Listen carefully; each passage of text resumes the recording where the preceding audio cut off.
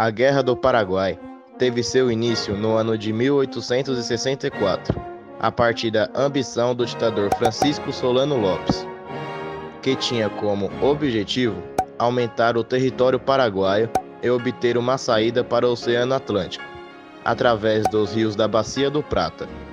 Ele iniciou o confronto com a criação de inúmeros obstáculos impostos às embarcações brasileiras que se dirigiam a Mato Grosso, através da capital paraguaia.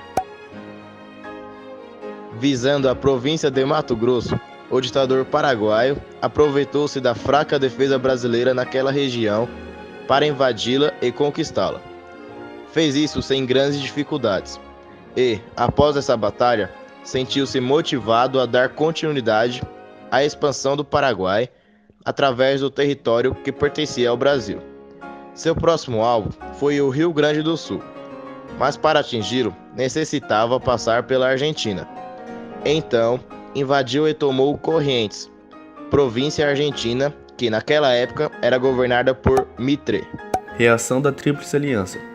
Decididos a não mais serem ameaçados e dominados pelo ditador Solano Lopes, Argentina, Brasil e Uruguai uniram-se suas forças em 1º de maio de 1865, através de acordo conhecido como a Tríplice Aliança.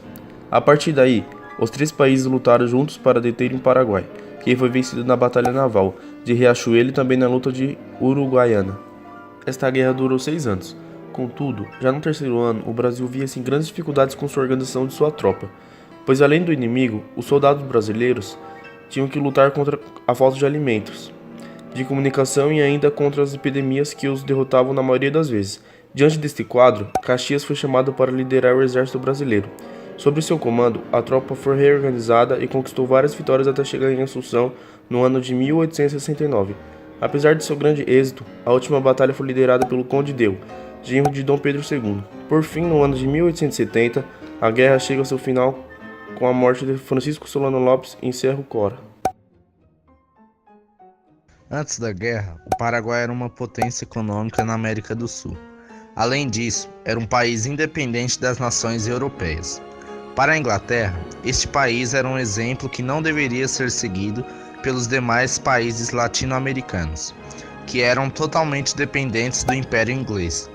Foi por isso que os ingleses ficaram ao lado dos países da Tríplice Aliança, emprestando dinheiro e oferecendo apoio militar. Era interessante para a Inglaterra enfraquecer e eliminar um exemplo de sucesso e independência na América Latina. Consequências. A indústria paraguaia ficou arrasada após a guerra. O Paraguai nunca mais voltou a ser um país com um bom índice de desenvolvimento industrial e econômico. Pelo contrário, passa até hoje por dificuldades políticas e econômicas. Cerca de 70% da população paraguaia morreu durante o conflito, sendo que a maioria dos mortos eram homens. Embora tenham saído vitoriosos, o Brasil também teve grandes prejuízos financeiros com o conflito. Os elevados gastos da guerra foram bancados com empréstimos estrangeiros, fazendo com que aumentasse a dívida externa brasileira e a dependência de países ricos, como, por exemplo, a Inglaterra. Com a guerra, o exército brasileiro ficou fortalecido no aspecto bélico, pois ganhou experiência e passou por um processo de modernização. Houve também um importante fortalecimento institucional do ponto de vista político. O exército também saiu fortalecido e passou a ser uma importante força no cenário político nacional. Now the world don't move to the beat of just one drum. What might be right for you may not be right for some.